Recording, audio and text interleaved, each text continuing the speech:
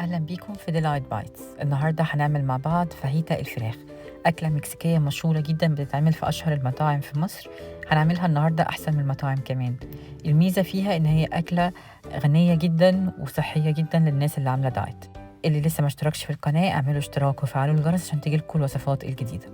يلا بينا نبتدي نشوف هنعملها ازاي. عندي كوباية من عصير البرتقال، ربع كوباية من عصير الليمون، وربع كوباية من الصويا صوص. البهارات عندي ملح وفلفل، بابريكا، بودرة ثوم، بودرة بصل، وكمون، وتشيلي باودر للي حابب ان هي يبقى سبايسي. هنحط كل ده على بعضه ونقلبه مع بعض تقليبة كويسة. عندي هنا 3 من صدور الفراخ حجمهم متوسط، متقطعين من الجنب كده مفتوحين بحيث ان هو يبقى سمكهم متوسط برضو، ما يكونوش رفيعين قوي. هحطهم في كيس التتبيل وهحط عليهم التتبيله اللي احنا عاملينها وادعكهم كده دعكه سريعه واسيبهم يستحسن طبعا يوم كامل، اقل حاجه 3 ساعات. هنعمل مع بعض دلوقتي السلطه اللي هتتقدم جنبها، هي سلطه الافوكاتو. عندي هنا طماطمتين متقطعين مكعبات من غير بذر او ميه، متقطعين بالشكل ده. هضيف عليهم نص بصلة بيضة متقطعة مكعبات، والعروق الخضراء بتاعت البصل الأخضر ممكن تستغنوا عنه. وعندي كزبرة خضراء متقطعة، يعني مش ناعم قوي، كبيرة شوية. وهاخد نص الأفوكاتو دي أقطعها مكعبات وأحطها معاها وأعصر عليها نص ليمونة. أنا ما حطيتش معاها ملح، اللي حابب يزود ملح ممكن يزود. هغطيها وأخليها لحد التقديم. ده شكل الفراخ بعد ما طلعت من التتبيل. عندي هنا بصل متقطع جوانح، وفلفل أحمر وأصفر متقطعين برضو جوانح كبيرة. دي الفراخ بعد ما طلعت من التتبيل. هسخن الطاسة أو الجريل كويس جدا، لازم تكون سخنة جدا قبل ما أحط عليها الفراخ. هحط الفراخ تتشوي لحد ما تقرب من درجة النضج وتاخد اللون من بره، لون كده ذهبي حلو جدا. وأول ما أحس إن هي قربت تستوي هضيف ليها الخضار على نفس الجريل علشان يتشوي معاها. مش عايزة الخضار يبقى دبلان، عايزة يبقى فيه كده قطمة بسيطة. هقلبه معاها عشان ياخد من طعم الشوي، وبيبقى طعمه حلو جدا. طبعا زي ما انتوا عارفين فوائد البصل والفلفل الملون قد ايه مهم جدا في الجو الشتا دوت. كده خلاص عندي الفراخ ابتدت ان هي تستوي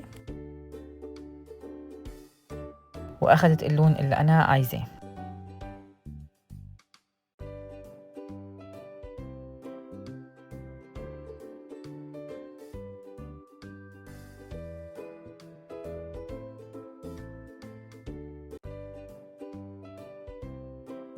كده تمام، شلت الفراخ وهقلب الخضار تقليبة سريعة.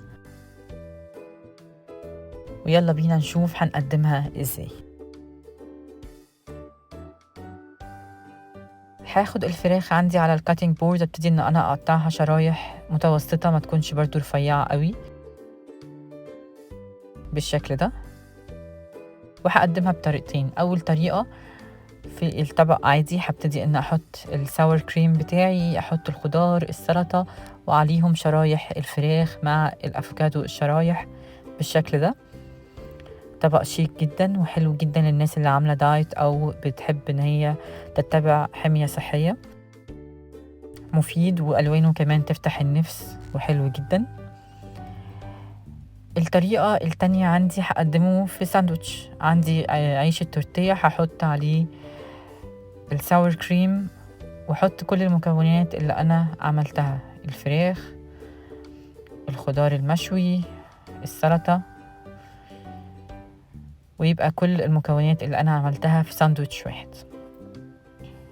بالشكل ده. هبتدي اني الف التورتيه كويس علشان ما فيش حاجة تقع منه بالشكل ده، وبعدين هحطه على الجريل علشان يتحمص من بره. بيتقدم جنبيه السلطة والساور كريم كديبينج صوص بالشكل ده. حلوة جدا وسهلة وبسيطة وصحية. ياريت تجربوها وتقولوا لي رأيكم.